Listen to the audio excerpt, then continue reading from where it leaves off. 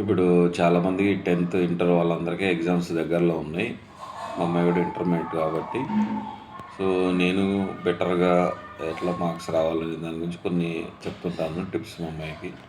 So మీ వాళ్ళు ఎవరన్నా ఉంటే స్కూల్ ఎగ్జామ్స్ దగ్గరలో ఉన్నవాళ్ళు సో ఇవి షేర్ చేసుకోండి, వాళ్ళకి ఏమన్నా బెనిఫిట్ అవ్వచ్చు. నేను బీఫార్మసీ దాకా చదివాను. అన్నిట్లో ఆల్మోస్ట్ మొత్తం స్కూల్, కాలేజ్ అన్నిట్లో టాప్ 5 టాప్లోనే ఉండేవాడిని కాబట్టి ప్లస్ టీచింగ్ చేశాను. 10th క్లాస్ స్టూడెంట్స్ కూడా కొన్ని సబ్జెక్ట్స్ టీచింగ్ చేశాను పార్ట్ టైంగా ప్రీవియస్గా. సో నేను ఫాలో అయిన కొన్ని టిప్స్ బెటర్గా మార్క్స్ రావడానికి అవి మీకు షేర్ చేస్తాను. మిస్టేక్స్ అనేది రిపీట్ కాకుండా చూసుకోండి. ఏ మిస్టేక్స్ వస్తున్నాయి ఎక్కడన్నా నోట్ చేసుకోవటం, ఏదైనా రఫ్ నోట్స్ బ్యాక్ సైడ్ ఎక్కడన్నా అవి రిపీట్ కాకుండా చూసుకోవటం.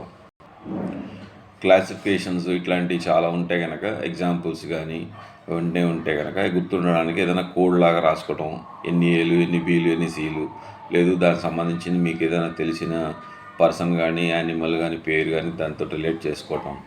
అది గుర్తు రాకపోతే ఆ పలానా పెట్ నేమ్ గుర్తొస్తే ఇది గుర్తు రావాలి, అట్లా లింక్ చేసుకోవటం. లేదు ఏదైనా సెంటెన్స్ ఫామ్ చేసుకోవటం ఈజీగా గుర్తుండేటట్టు. రైటింగ్ నీట్గా ఉండేటట్టు చూసుకోవటం, బాగా ప్రాక్టీస్ చేయాలి. రాస్తూ ఉంటేనే నీకు ఫ్లో వస్తుంది. రౌండ్ సర్కిల్స్, రౌండ్ జీరోస్ పెడతా ఉంటే మీకు రైటింగ్ అనేది నీట్గా వస్తుంటుంది.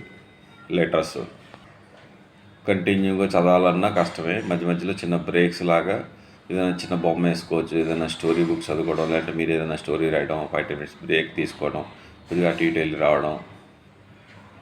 ఏది ఇంపార్టెంటో మేజర్ ఇంపార్టెంట్ థింగ్స్ మీద ఫోకస్ చేయటం. అన్నీ చదవాలన్నా కష్టమైపోతాయి కనుక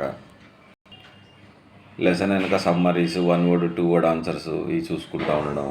ఇంపార్టెంట్ బిట్స్, బోల్డ్ వర్డ్స్ అలాంటివి. టఫ్ స్పెల్లింగ్స్ ఉంటే వాటిని బ్రేకప్ చేసి ఎట్లా గుర్తుంచుకోవాలో ట్రై చేయటం.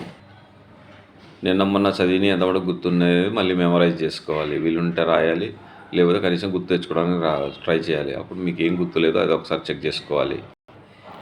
కొన్ని ఇంపార్టెంట్ ఉంటాయి, స్టాండర్డ్ ఫార్మాట్ ఉంటుంది, అది జస్ట్ బట్టి కొట్టేయటం, లేకపోతే రిపీట్గా ప్రాక్టీస్ చేయటం. వాల్యూస్ మారుతాయి అంతేగాని ప్రాసెస్ అంతా సేమ్ ఉంటుంది. సో అలాంటివి ప్రాక్టీస్ చేయాలి, టైం సేవ్ అవుతుంది. ఎగ్జామ్లో టైం ఎక్కువ లేకపోతే మీకు బాగా వచ్చినాయి ఫస్ట్ రాసేయాలి, ఈజీగా ఉండేది. తర్వాత మిగతా టఫ్ క్వశ్చన్స్ తర్వాత ఎంతమటుకు గుర్తున్నాయో అంతమటుకు రాయాలి. కొంతమంది పెద్దగా చదివితే వస్తుంది, కొంతమంది చిన్నగా చదివితే వస్తుంది. మీరు చూసుకొని డిసైడ్ చేసుకునే ఎన్విరాన్మెంట్. ప్రస్తుతానికి అంతే. Do like, share and subscribe. Thank you.